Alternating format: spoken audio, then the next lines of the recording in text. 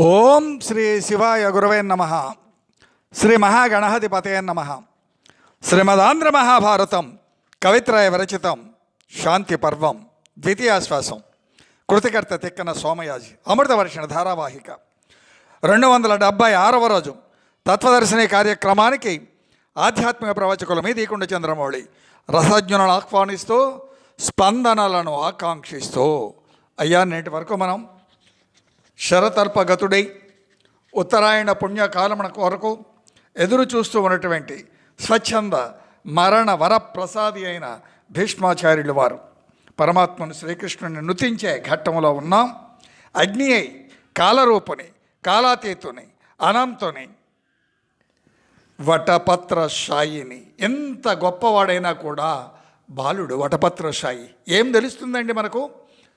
బరువులు ఎత్తుకున్న కొద్దీ బరువెక్కిపోతాం, వదిలించుకున్నా కొలది ధర్మబద్ధంగా వటపత్రశాయిలా మారిపోతాం. అటువంటి బాలుడికి ఏముంటాయండి? ఏమీ ఉండవు మనసులో. పసితనం అది చాలా గొప్ప అదృష్టం. ఆ విధంగా జీవితం అంతా కూడా పసి హృదయంతోనే ఉండాలి. అది అంతేనా? చాతుర్వర్ణాత్మకుని ఆయన్ని కొలుస్తానంటున్నాడు. బ్రాహ్మణ్యో నస్య ముఖమాసీత్ బాహూ రాజన్యః కృతః ఉరూతదస్య ద్వైశ్యః పశ్చాంక్షోద్రో అజాయత్. చాతుర్వర్ణములో ఆయన యొక్క స్వరూపమే. అంటే ఆ చాతుర్వర్ణాలకు ఆశ్రమం ఆయనే. బ్రాహ్మణ్యం జ్ఞానం, బాహువులు క్షాత్రం, ఊరువులు వైశ్యులు, పాదములు శూద్రులు. స్వామి యొక్క పాదం ఎంత గొప్పండి, ఎంత మహిమాన్వితం. ఆ విధంగా అలాగే మాసములు, ఋతువులు, అయినములు, వర్షములు, ప్రళయములు, కాలము, యోగము, భోగము తానే అయినటువంటి వాడిని స్వామిని నుతిస్తూ ఉన్నాడు. ఇది పరతత్వం యొక్క ధ్వని, దీని యొక్క మహత్యం ఆలోచించాలి సీతారాం. ఇందుకు వినాలి భారతం. ఆనవాయితీగా నేటి కార్యక్రమం ప్రారంభించే ముందు స్వామిని స్వీయ రచనతో నేను ఇలా ప్రార్థిస్తూ ఉన్నాను. సిరియన హరి సంకల్పమే శుభాశుభాగతయును దైవకృతంబులే అరయన్ కలమే హేతువులం బాంధవ్యంబులు వరదన్ కాష్టంబులే. బాంధవ్యంబులు వరదన్ గాష్టంబులే. ఎరింగి ధర్మవర్తనుడైన చింతలు దక్కు కాలాబ్ధిమగ్నమీ జగంబు. పరమ పురుషు ఎవ్వారలు నిత్యమే ధరిత్రిన్. ఎవ్వారలు నిత్యమో ఏ ధరిత్రిన్ హరి నీవే దిక్కు. ఇది అర్థమైతే దైవతత్వం అర్థమవుతుంది. అంతే తప్ప ఒరిజినల్ దేవుడు, డూప్లికేట్ దేవుడు ఇలా ఉండరండి. చెప్పేవాళ్ళు చెప్తూ ఉంటారు. కాబట్టి దైవం ఆయన యొక్క తత్వం ఏంటి, ఆయన లక్షణం ఏమి, దాన్ని ఎలా మనం అవగాహన అనుభవమునకు తెచ్చుకొనవలే. ఆ అనుభవమునకు తెచ్చుకొని అనుభవించుటయే యోగము. అది ఏ క్షాత్ర ధర్మము. వ్యవధి లేదు స్వామి, ముందుకెళ్తున్నాను. అయ్యా, ఆ భీష్ముడు చిన్న విశ్లేషణ. శ్రీకృష్ణుని నృతించటంలో వ్యాస, నారద, దేవల, దేవస్థానం, వాస్య, దేవరాత ఈ ప్రభుతులంతా కూడా అనేక మంది ఋషిగణం, ఋషి పరిషత్ వరిష్ఠులంతా కూడా భీష్ముని పరివేషించి ఉన్నారు. పండిపోయినటువంటి భీష్ముడు స్వర్గరతుడు కావటానికి సిద్ధంగా ఉత్తరాయణ పుణ్యకాల నిరీక్షణలో భీష్ముడు సందర్శనీయ గభిస్థివి తానుండగు అస్తమయ సమయ భానుక్రేణి శయిచున్నాడన్నారు సోమయాజుల వారు. అంటే సంధ్యా రాగ రంజిత భాను కిరణాలు ఎలా ఉంటాయో అలా ఉన్నాడు అస్తమించే సూర్యుని వలె ఆ భీష్ముడు.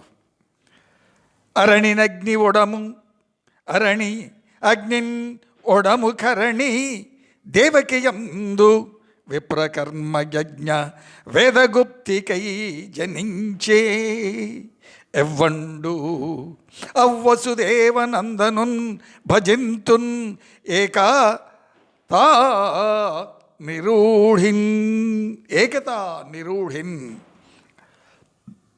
అరుణుల రాపిడి వలన అగ్ని ఉద్భవించునయటుల దేవకీ వసుదేవులకు సుతుడుగా బ్రాహ్మణ కర్తవ్యమైనటువంటి యజ్ఞ వేదాలను సంరక్షణార్థంగా జన్మించినటువంటి శ్రీకృష్ణుని నేను నుతిస్తూ ఉన్నాను అంటున్నాడు. ఈ ఒక్క చిన్న పద్యం అరగంట పడుతుందండి. అరణి అగ్నివలే దేవకీ వసుదేవుల దాంపత్యం ఎలా ఉందండి? ఈరోజు ప్రవచనం తప్పకుండా వినమనవి. అసలు ఒక్క దేవకీ మనమంతా దేవకీ వసుదేవులమే, ఎందుకు కాకూడదు? ఆ దాంపత్యం అగ్నివలే అగ్ని కడమ వలె పవిత్రంగా ఉండాలి. అలా ఉంటే అది సంసారం, లేకపోతే వ్యభిచారం కదా. ఆ విధంగా ఉండాలి. అరుణుల రాపిడి వలన అగ్ని ఉద్భవించినట్టుల దేవకీ వసుదేవులకు సుతుడుగా తల్లిదండ్రుల యొక్క లక్షణములే పుత్రుడికి వస్తాయి. యద్భావం తద్భవతి. అందుకనే వినండి, గర్భస్థ శిశువులకు వినిపించండి అంటంలో ఆంతర్యం. మాతృమూర్తులు గర్భిణీ స్త్రీలు వారి యొక్క ధ్యాస స్వామిపై, ఈ ధర్మచింతనపై, ఈ తరంగములే ఆ బాలునిపై, ఆ పిండంపై అగ్నిశిఖరే వెదజల్లుతుంది కదా. కాబట్టి అరణుల రాపిడి వలన అగ్ని ఉద్భవిస్తుంది. మన దాంపత్యం, మన జీవన విధానం, మన ధర్మం, మన ఆచరణ, మన వ్యవహారం, మన ఆలోచన, మన జీవన గతి అరణి వలె అగ్ని కణంలా ఉండాలి పవిత్రంగా. బ్రాహ్మణ కర్తవ్యమైనటువంటి యజ్ఞ వేదాలను బ్రాహ్మణ కర్తవ్యంబు అంటే కేవలం బ్రాహ్మణులకైనా మనకు అక్కర్లేదా? మనందరికి కూడా కర్తవ్యమే. బ్రాహ్మణుని పోషించవలసిన బాధ్యత ఈ సమాజం మీద ఉంది. ఎందుకు? బ్రహ్మజ్ఞానులు వాళ్ళేం చేస్తారు? వాళ్ళ కర్తవ్యం ఏంటి? యజ్ఞ సంరక్షణార్థం.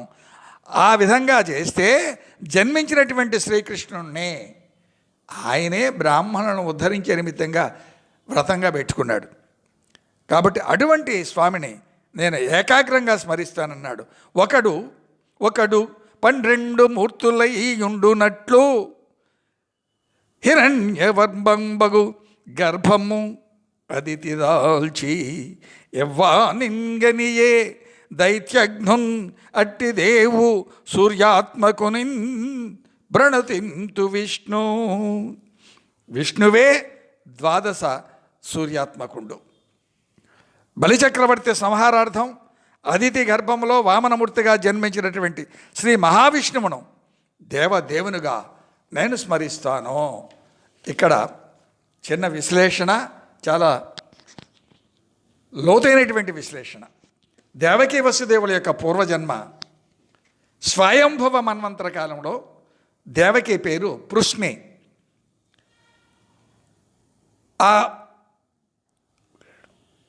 ఆవిడ మహాపతివ్రత. వసుదేవుడే ఆనాడు సుతప్తుడు, అంటే సుతప్తుడు పృష్ణి దంపతులు ఎప్పుడు స్వయంభవ మన్వంతరం. ఈ సుతప్తుడు అనేటువంటి ప్రజాపతి బ్రహ్మ ప్రేరణగా వీరిరువురు 12,000 దివ్య సంవత్సరములు 12,000 దివ్య సంవత్సరములు ఆకులు అలమలే ఆహారంగా తీసుకొని మహాదివ్యమైనటువంటి తపస్సు చేశారు. స్వామి సత్వరూపాన్ని చూడగోరారు. స్వామి ఆయన సాటి కొడుకును, ఏం కావాలి వరం కోరుకోమంటే నీ సాటి కొడుకు కావాలన్నారు. ఆయన సాటికి ఆయనే ఎవరు లేరు. ఏం చేస్తాడు మరి? పాపం భక్త పరాధీనుడు కదా. ఆయనే జన్మించారు. ఆయన్నే పృష్ణి గర్భుడు అన్నారు. ఇక ఆ తరువాత ద్వితీయ జన్మగా అదితి కశ్యపులు. స్వామి వామనుడిగా జన్మించారు. దేవకీ వసుదేవులో 3వ జన్మ. అంటే కృష్ణుణ్ణి జన్మగా పొందటానికి దేవకీ వసుదేవులు ఇత పూర్వం మొదటి జన్మ పృష్ణి మహాపతివ్రత సుతప్తుడు ప్రజాపతి, 2వ జన్మ అదితి కశ్యపులు, 3వ జన్మ దేవకి వసుదేవుడు. ఇది అగ్ని అరణి వలె జన్మ ఉండాలి అంటే, సంసారం సాగాలి అంటే, ఏ విధంగా మన జీవన యాత్ర కొనసాగాలో ఇక్కడ మనకు ద్యోతకం అవుతుంది. 12,000 దివ్య సంవత్సరములు అంటే ఒక దివ్య యుగ కాలం 43,20,000 సంవత్సరములు మానవ సంవత్సరములు. అందుకే అరణి రాపిడి వలన అగ్ని యందు ఉద్భవించిన అటులా ఏం ఉద్భవిస్తుంది? అగ్నిలో అగ్నియే ఉద్భవిస్తుంది. దేవకి వస్తుంది. అందుకనే కుమారుడు తనకు మారుడు, తనకు బదులుగా, తనకు మారుగా సంతానం. దేవకి వసుదేవులకు చాతుర్వర్ణ క్షేత్రపాలన నిర్వహణార్థంగా బ్రాహ్మణ, క్షత్రియ, వైశ్య, శూద్ర నిర్వహణ సందర్భంగా స్వామి అవతరణ. అంటే అమృత వర్షిణ భాగవతం దశమస్కందంలో నేను చాలా వివరంగా మీకు అందించాను. విన్న వాళ్ళకు గుర్తుండాలి మరి సీతారాం.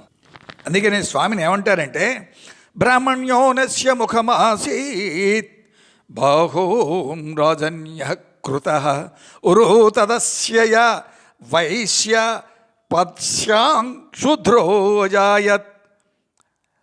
ఇప్పుడే చెప్పుకున్నాం మనం. ఈ చాతుర్వర్ణములు చతురాశ్రయములే. పూర్ణత్వం చాతుర్వర్ణములతోనే పూర్ణత్వం సిద్ధిస్తుందని. దాని మాసములు, ఋతువులు, అయినములు, వర్షములు, ప్రళయములు, కాలము, యోగము, భోగము అన్నీ స్వామియే. ఆదిత్య మరుద్య అసురద్రాది దివ్యజగణములల్ల నవయవ రూప ఉత్పాదకలితులు ఎవ్వానికి ఆ దేవుని సంస్తుతింతు హరిదేవాత్మున్. ఏమంటున్నాయండి? ద్వాదశ ఆదిత్యులు ఆదిత్య మరుద్య అసురద్రాది దివిజగణములల్ల నవయగా రూపోత్పాది కలితులెవ్వానికి ఆ దేవుని సంస్తుతింతు. ద్వాదశ ఆదిత్యులు కూడా స్వామియే.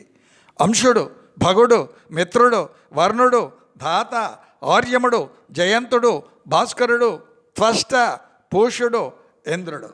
ఇక మరుత్తులు దితికశ్యపుల యొక్క సంతానం మరుద్గణం. అష్టవసువులు ఆపుడు, ధ్రువుడు, సోముడు, అథర్వుడు, అనిలుడు, అనలుడు, ప్రత్యూషుడు, విభావసుడు. ఏకాదశ రుద్రుడు అజుడు, ఏకపాదుడు, శంభు, హరుడు, త్ర్యంబకుడు, అహిర్బుధ్నుడు, త్వష్ట, రుద్రుడు, అపరాజితుడు, ఈశానుడు, త్రిభువనుడు. వీళ్ళు ఏకాదశ రుద్రుడు. ఇవన్నీ కూడా స్వామియే. అంటే ఏకమేవ అద్వితీయం బ్రహ్మ. సర్వము సర్వేశ్వరునిలో, సర్వేశ్వరునిలో సర్వం తానై ఉండేవాడు. అతడే ఈశ్వరుడు, అతడే సర్వేశ్వరుడు, హరిహరనాథుడు. మత్స్య, కూర్మ, వరాహ, నారసింహ, వామన, పరశురామ, శ్రీరామ, రోహిణీ తనుడైనటువంటి బలరాముని, శ్రీకృష్ణ, కల్కి, సర్వసాక్షిని, అచ్యుతుని, అంబోజాక్షుని, పరబ్రహ్మణం, అగ్ని, హవిస్సుల యొక్క స్వరూపం, ఉత్తమ మార్గము అనుగ్రహించేవాడిని, యజ్ఞస్వరూపుణ్ణి శ్రీకృష్ణుణ్ణి నే ప్రార్థిస్తూ ఉన్నాను. ఎవరంటున్నారండి? భీష్ముడు. ఇది స్థవరాజం, మోక్షకారకం, విన్నవాళ్ళకి తప్పక సిద్ధిస్తుంది. ప్రార్థించాడు, ప్రార్థిస్తూ ఉన్నాడు భీష్ముడు మన అందరి అంతరంగములలో. అంత శ్రీకృష్ణుడు చెంత నిలిచాడు, స్వయంగా వచ్చి నిలబడ్డాడు. ఒక్కొక్కళ్ళు గుళ్ళకి వెళుతూ ఉంటే, అమ్మ వీడెందుకు వస్తున్నాడు రా దేవుడా అని పారిపోయేలాగుంటారు కోహనాలౌక్యవాదులంతా కూడా. తిరుపతిలో వెంకన్న ఉన్నాడో మరి భయపడతా ఉన్నాడో ఆయనకే తెలవాలి. ఎందుకంటే హిందువుల యొక్క దౌర్భాగ్యపు స్థితి ఆ స్థితికి వచ్చేసింది. శ్రీకృష్ణుడు చెంత నిలిచాడు. భీష్ముడు సాటిలేని మేటి స్తోత్రంతో శ్రీ మహావిష్ణువుడు మనస్సులనే పూజించి శ్రీకృష్ణుడికి నమస్కారాలు అందిస్తూ ఉన్నాడు. పూర్ణ భక్తి కుంభమై. పూర్ణ కుంభంతో స్వాగతం. పూర్ణ కుంభం ఎత్తాం, ముందు కుంభంగా మారవయ్యా. ఎలాగూ కుంభమే, ఇది ఘటమే, భువన భాండములే కదా. కుమ్మరవాణి సారిపై మనం ఒక రేణువు ఆలోచించాలి సీతారాం. అది శరతల్పం విశ్లేషణ స్వామి, అది శరతల్ప శయనం. ఉత్తరాయణ కాలమడకై నిరీక్షిస్తున్నటువంటి భీష్ముడు స్వామిని నిరంతరం ప్రార్థించినటువంటి స్థవ రాజ్యం ఇది. ఎక్కడుండి? శరతల్ప గతుడై. మనకు అన్నీ ఉంటాయి, ఏసీ రూమ్లో కూర్చుంటాం, మనకు అందరూ అన్నీ అందించాలి. మనం రాగానే పూర్ణ కుంభంతో స్వాగతం పలకాలి. తిరుపతి అంకన్నా ఎదురుగా వచ్చి నిలబడాలి. ఏం చేస్తాం? ఓటు బ్యాంక్ రాజకీయాలు. కాబట్టి ఈ పరిస్థితులలో ఇక్కడ మనకి ఆయన స్వామి యొక్క అవతారాలన్నింటినీ స్మరించాడు. వాటి యొక్క వైశిష్ట్యం రేపు ఉచ్చరించుకుందాం. స్వస్తి ప్రజాభ్య పరిపాలయంతాం న్యాయేన మార్గేణ మహిన్మహీష గోబ్రాహ్మణేభ్య స్వమస్తు నిత్యం లోకా సమస్త సుఖినో భవంతు. ఏతే సర్వం శ్రీ సీతారామచంద్రచరణారవిందార్పణమస్తు. ఓం శాంతి శాంతి శాంతి. అయ్యా శివాజ్ఞగా శ్రీ వెంకటరామ నారాయణులకు సమర్పించబడుతున్న ఈ కార్యక్రమాన్ని విన మనవి, ఆదరించే ప్రార్థన. శ్రీ రామా ఛానల్ని సబ్స్క్రైబ్ చేసి యూట్యూబ్లోనే వినండి. బ్లూటిక్కులు వస్తున్నాయి, కానీ చూసేవారి సంఖ్య యూట్యూబ్లో తక్కువగా కనపడుతుంది. చాలా విశ్లేషణ, ప్రతి అణువు మీకు అందించే ఓ చిరు ప్రయత్నం. మీ ప్రోత్సాహంపై ఆధారపడతాం. స్వామి సీతారాం.